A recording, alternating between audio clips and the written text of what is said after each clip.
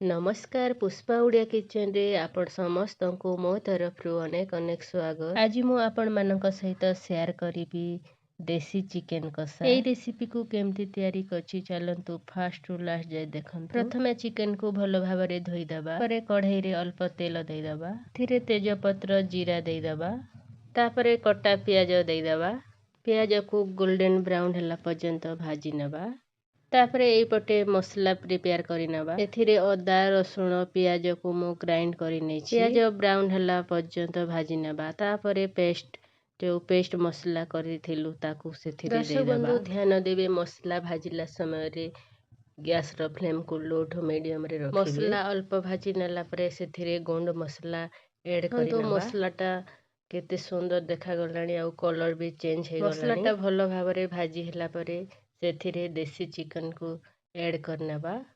मसला और चिकन को भलो भाबरे कसी नेबा।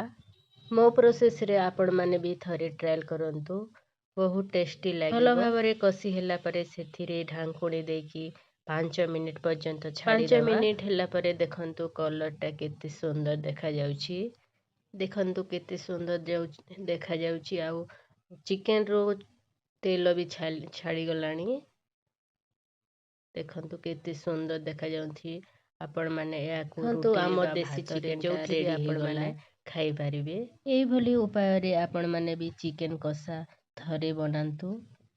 केमती लागिला मतामत मो सहित प्लीज सांग माने चैनल रे नुआ थिले सब्सक्राइब कर देबे, लाइक कर देबे, शेयर कर देबे। रहिले जय जगन्नाथ।